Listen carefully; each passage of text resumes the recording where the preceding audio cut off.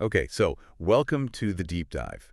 We always like to get into uh, kind of these like meaty topics in education, and today is a really good one. It is, I yeah. think it's one that everyone has probably thought about, even if they haven't read the literature on it, Mm-hmm. and is this idea of, what is education really for, Right. right? Like, what's the point? Yeah. Obviously, we're not just, trying to cram kids' heads with a bunch of facts. Right, just for the sake of it. Yeah. Yeah, and like, we want them to be able to do something with that knowledge. Yeah. But what is that something? Mm. And we have this really interesting article by David Moshman from 1990 Yeah, called Rationality as a Goal of Education. that's right. And so we kind of want to do a deep dive today into this idea of rationality. Sure. And maybe to kind of start us off, you could tell us a little bit about, Moshman critiques two of the more common Mm-hmm. approaches to Yeah. this question of what education's for. Sure. Um, and maybe you could just briefly outline those for us before we jump into the idea of rationality. Yeah, so the two most common approaches I think in education are one is focused on development. And so this is really just focused on nurturing the student. And the other is a focus on thinking skills. So teaching students how to think. Right. So one is like much more internal, right? Like Exactly. the development side of it is Mhm. like, they will naturally come to Exactly. It's like a seed. understand certain things. Yeah, you plant the seed and you watch it grow. Yeah. Yeah, exactly. And then the other one is much more like hands-on, like tools. Yes. Very much so. Yep. Um, yeah, and Moshman kind of takes a step back and asks, what's the underlying capacity that we're actually trying to develop here Right. with both of these approaches? And his answer is rationality. Rationality. Yeah. Okay. So, Yeah. and he has kind of a specific definition for rationality. He does. It's not just, Being logical or being logical. Yeah. But it's this very, it's self-reflective. Yeah. It's intentional and appropriate coordination and use of genuine reasons Yeah. in generating and justifying beliefs and behavior. yeah, that's a mouthful. It is. Right. So Yeah. can we break that down a little bit? Yeah, absolutely. So let's unpack that a little bit. All right. So self-reflective. Self-reflective means that you're aware of your own thought process. You're thinking about your thinking. Okay. Intentional means you're reasoning with a purpose. Hmm. So you're not just going through the motions. You're actually trying to reach a conclusion or make a decision for a reason. Okay. The appropriate coordination and use of genuine reasons. That means that you're using good evidence. You're connecting the dots in a way that makes sense. Okay. And finally, it's not just about having these reasons in your head. It's about actually using them to inform your beliefs and your actions. Right. So it's not just like, I don't know, like a defense mechanism for Exactly. things you already believe. It's not just justification. Yeah. Yeah. It's about actually generating them as well. Cool. So for our listeners today on the deep dive, Yeah. we're going to be kind of going through why Moshman thinks rationality is so important Mhm. in education. And we're going to break that down by looking at, what it looks like, as humans develop. Right. But before we even get there, I kind of want to start with like the big why.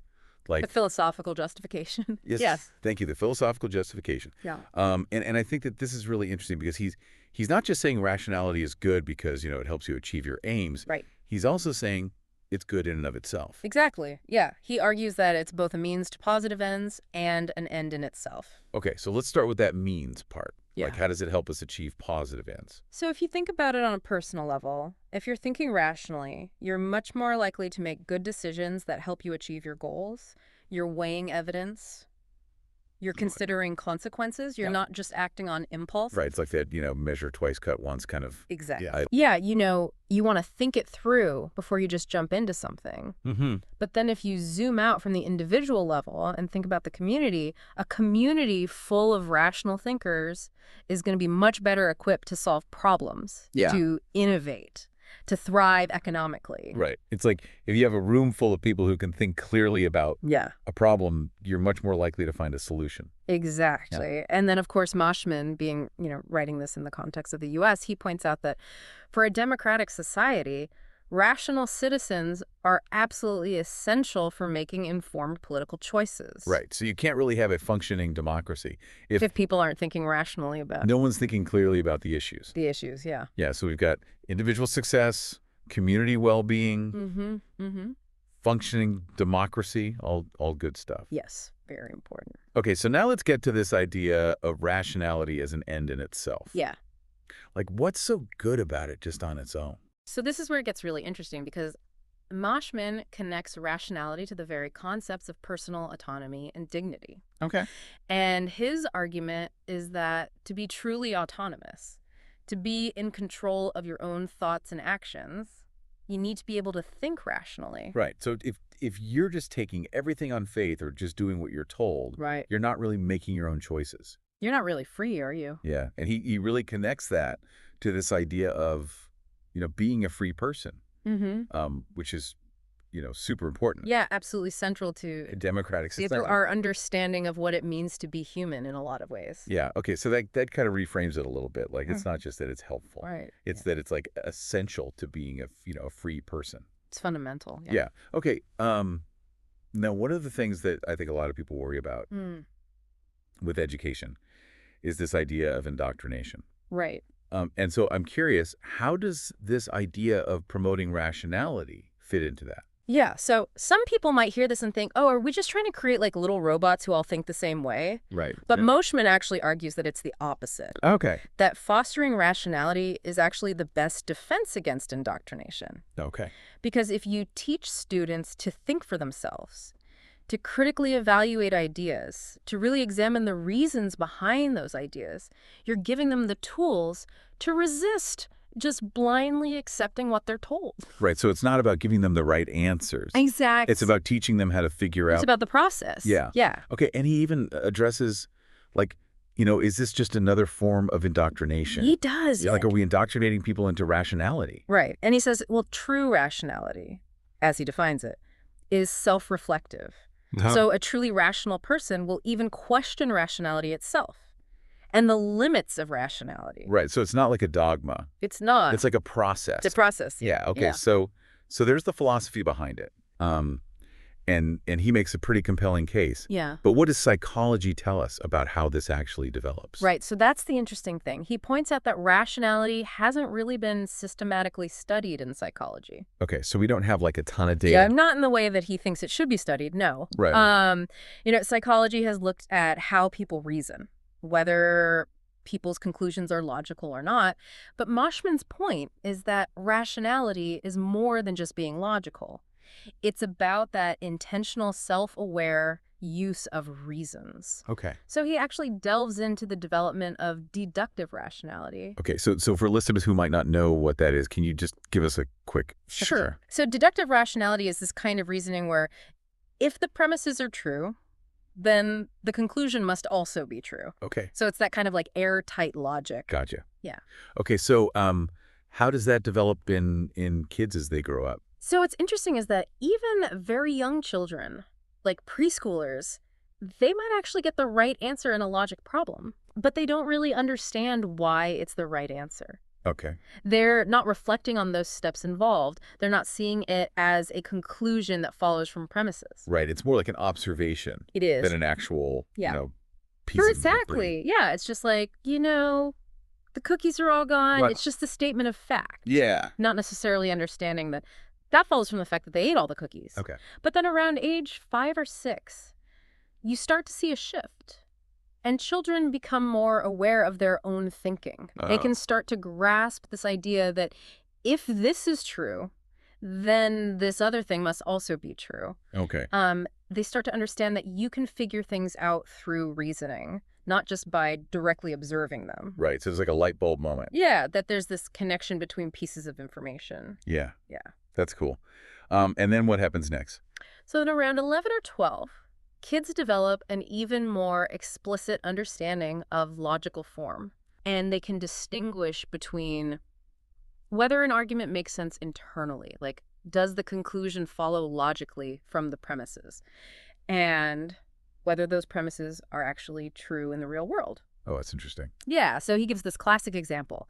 If elephants are either animals or plants, and elephants are not animals, then elephants are plants. Right. And so kids this age can see that the logic holds. Even though they know elephants aren't plants, Right. they understand that the structure of the argument is valid, even if the conclusion itself is false. Right. And they also start to get their heads around things like, statements that are always true, so like tautologies, or Okay. statements that are always false, contradictions. Okay.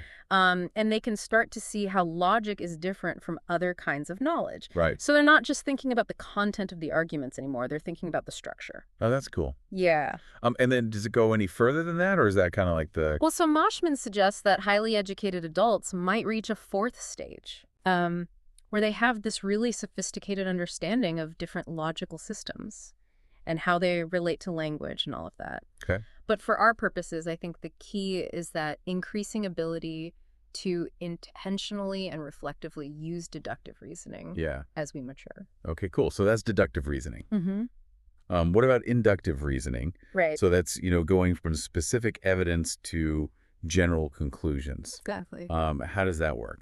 So again, very young kids make inductive leaps all the time. They see one dog bark and assume all dogs bark. Right. But they're not reflecting on how solid that assumption is. They don't really distinguish between their own perception and reality. Right. It's like, if I've seen it, it must be true Exactly. Yeah. for everyone. Yeah. But then around age 4, they start to realize that their beliefs might not actually match reality and that other people can have different perspectives. Okay. And by 6 or 7, they generally understand that you can't always trust appearances, Yeah. that you need evidence to support your beliefs. So that's when you get all the why questions. Yeah. Why do you think that? Yeah. That kind of thing. Yeah. And then around 11, adolescents become more aware of the distinction between a theory and the data that supports or contradicts it. Okay. And they start to intentionally test their ideas by looking for evidence that might actually prove them wrong. Ooh, that's interesting. Yeah, so it's that idea of seeking falsifying data. Right. Instead of just looking for things that confirm what you already think, Exactly. you're actually trying to disprove yourself. Yeah. Okay. But even then, Moshman notes that, adults aren't always great at actually doing that consistently. Right. We're all biased. We are, yeah. Yeah. And again, he suggests that there might be this fourth stage Yeah. of really sophisticated understanding about the nature of knowledge and how we justify what we believe. Okay. So in both deductive and inductive reasoning, we see this trend towards more intentionality Right. and self-awareness in how we use reasons. Okay, cool. Now, he also talks about moral rationality. He does. And he kind of connects that to Kohlberg's stages of moral development. Mm-hmm. Can you tell us a little bit about that? Sure. So Kohlberg's theory of moral development basically outlines these stages of how our moral thinking becomes more complex over time. Okay. So you start with very simple rules, based on avoiding punishment. Right, like, don't do this or Yeah. you'll get in trouble. Exactly, yeah. Okay. And then you move to understanding the idea of give and take and reciprocity. Okay. Then to understanding the importance of relationships. Okay. Then to thinking about broader societal rules. Okay. And then finally to analyzing social systems Yeah. based on abstract principles of justice. Wow. So you're moving from these very concrete rules Right. to much more abstract principles. Yeah. And at each stage, you're thinking more deeply about the why. Right. So it's not just about following the rules. Exactly. It's about understanding why those rules exist. Yeah, what's the reasoning behind them? Yeah, that's really cool. And so he uses this term reflective abstraction. He does, yeah. To kind of describe this development across all of these different areas. Yeah, so it's this idea from Piaget. Okay. And you can think of it like learning to ride a bike. Okay. At first, you're just kind of trying to balance. You're not really thinking about what you're doing. Right. But then you fall off. Right. You reflect on what happened, Sure. and you adjust your technique. Okay. And each time you do that, you're engaging in a reflective abstraction. You're thinking about your thinking. Exactly. Yeah. And you're building a more sophisticated understanding. Okay, so it's like this constant process of Yeah, it's like a spot. building on Mhm. what you already know. Yeah, you're taking what you know, Yeah. you're looking at it quickly, and then you're building something new. That's really cool. Okay, so now I know that the people who focus on like teaching thinking skills Right. might have some critiques of this kind of developmental perspective. Yeah, absolutely. So what are some of those? So one of the main critiques is that, these developmental stages are kind of broad and they don't always give us really specific details about the mental processes involved in reasoning. Right. It's more like a big picture. It's a framework Yeah. rather than like a step-by-step guide Yeah. to how to think. Okay.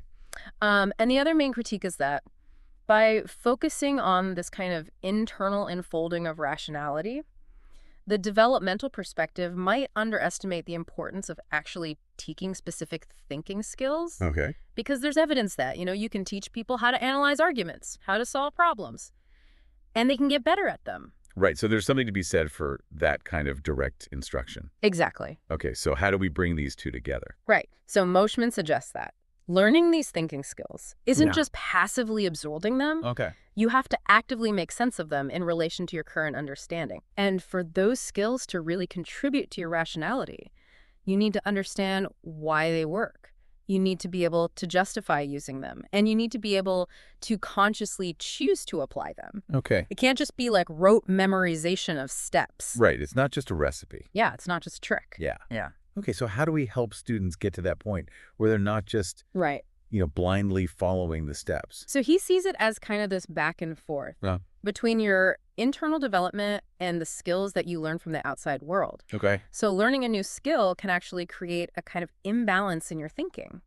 And that can push you to reflect and develop a more sophisticated understanding. Oh, that's interesting. Yeah, so if you think back to the hypothesis testing example, the developmental approach might be to, create conditions where the student kind of discovers the importance of seeking disconfirming evidence. Okay. Whereas the thinking skills approach would be to directly teach that strategy. Yeah. But Moshman's integrated view is that learning that skill can actually lead to that aha moment, that developmental shift in understanding. Okay. So they kind of work together. They do, yeah. The teaching can lead to the development. Exactly. Okay, cool.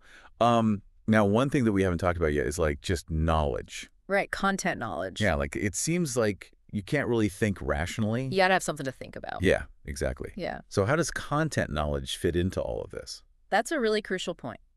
And historically, there's been this kind of back and forth. At first there was this big emphasis on general intelligence, Okay. general logic skills. Yeah. And the idea was that those would apply to everything. Okay. Then the pendulum swung the other way, and there's this big emphasis on expertise in specific subjects. Okay. But now I think there's this growing consensus that you need both. You need those general reasoning abilities, and you need specific knowledge. And they work together. And they work together. And Moshman really stresses that for knowledge to be used rationally, the knowledge itself needs to be well supported by evidence. Okay. The person using it needs to understand that evidence. Okay. And they need to be intentionally applying that knowledge. So it's not just enough to know like a bunch of facts about history. Right. You also have to understand like how we know those facts. Exactly. And Yeah. how they fit together and how to use them to make arguments. Right. And to think critically Yeah. about, historical events or whatever it is. Yeah, and he even talks about this dark side of expertise, where sometimes people who have really deep knowledge in a particular area can become resistant to new ideas if they haven't also developed that reflective, critical approach. Oh, that's so interesting. Yeah, so it can actually be a hindrance. Right. Your own knowledge can get in the way It can. if you're not thinking rationally about it. If it's not flexible, it's not open to revision. Yeah. That's fascinating. Okay. So we've covered, the philosophical why, the psychological how. Now, what about the practical implications? Yeah. Like, how do we actually bring this into the classroom? So Moshman is very careful to say that. He's not offering like a specific curriculum. He's Right. offering more general recommendations. Huh. But he does have some ideas for different age groups. Okay, what are those? So with really young kids, like preschoolers, it's all about getting them to articulate their thoughts. Okay. So encouraging them to say what they believe, describe what they're doing, and offer reasons, even if those reasons aren't, perfect or fully formed. Right. So it's more about just starting that process. Exactly. It's about building that habit. Connecting actions and beliefs to reasons. Yeah. Okay, cool. What about elementary school? So in elementary school, you can start to introduce more systematic ways of thinking. Okay. So you can have discussions about, how we reach conclusions based on information, what kind of evidence supports a claim. You can start to explore concepts of fairness and why they're important in our interactions with others. Yeah. Okay, so we're kind of getting into the idea of like, different perspectives. Yeah. And how we weigh evidence. yeah, how do we know it's true? Yeah. Yeah, cool. And then what about as kids get a little bit older into secondary school? So adolescents are ready for more abstract thinking. Okay. So you can start to delve into, the structure of logical arguments. You can explore the logic of scientific investigation, Hmm. especially that idea of trying to disprove your own hypotheses. Yeah. And you can really start to examine the underlying principles of morality and ethics. Right. So we're kind of getting into The nitty-gritty. yeah, the really like abstract ideas. Yeah. Yeah. And then in higher education, Mm-hmm. college and beyond, you can continue those discussions at an even more advanced level with students really taking more ownership of their learning. Okay. So you can explore things like the nature of logic itself, Yeah. different ethical frameworks, the very foundations of knowledge and belief. Right. So we're getting super meta. We are, yeah. Yeah, that's cool. So how does he see this fitting into like the structure of school? Mm-hmm. Like, should we have, Rationality 101? Right, should it be its own subject? Yeah, as a required course. So he actually argues for a combination of approaches. Okay. He thinks it's important to kind of weave this focus on rational thinking throughout all subjects Got it. so that students see how it applies in different contexts in science and history and literature. All right. It's not just like a standalone skill. Exactly. It's something that you use everywhere. Yeah. But he also sees value in having, dedicated integrated courses Mm. that specifically focus on, the principles of reasoning and argumentation. Right. So like a little bit of both. Yeah, I think he sees them as working together. Yeah. Okay. Okay. That makes sense. Yeah. Now, how does this goal of, fostering rationality Mm-hmm. fit in with some of the other things that we think about Yeah, when we think about education? right. Like, passing on knowledge, Mm-hmm. teaching values, Yeah. social traditions. Right, all those big things. Like, how does rationality kind of fit into that bigger picture? So when it comes to knowledge, Moshman's argument is that the goal isn't just to fill students' heads with facts. Right. It's to help them understand why those facts are considered to be true Okay. and how they fit into a larger understanding of the world. Right. So it's the why Yeah, behind the what. exactly. Yeah, it's about the justification Yeah. behind the knowledge. Okay. And he sees general reasoning skills and content knowledge Yeah. as really complementing each other. Right. They have to work together. Yeah. Okay. What about values and morality?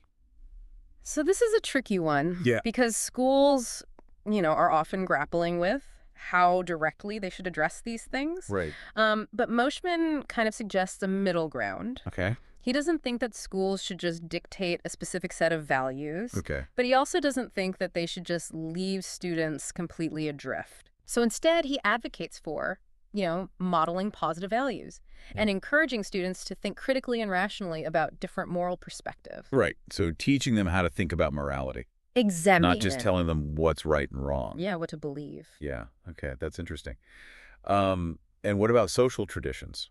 So Moshman argues that rationality actually requires a reflective approach to tradition Okay. because you can't really evaluate a tradition unless you understand it deeply. Right. So learning about social traditions is important, Okay. but the ultimate goal is for students to be able to think critically about them, to understand their origins and their justifications, and to decide for themselves what to embrace and what to question. Right. So it's not about just blindly following tradition. Exactly. It's about understanding it and then making your own decisions. Yeah, and he even points out that the pursuit of rationality itself is a long-standing intellectual tradition. Oh, that's a good point. Yeah, so it's not like we're, throwing out tradition altogether. Right. We're actually engaging in a tradition. Yeah. Okay, cool.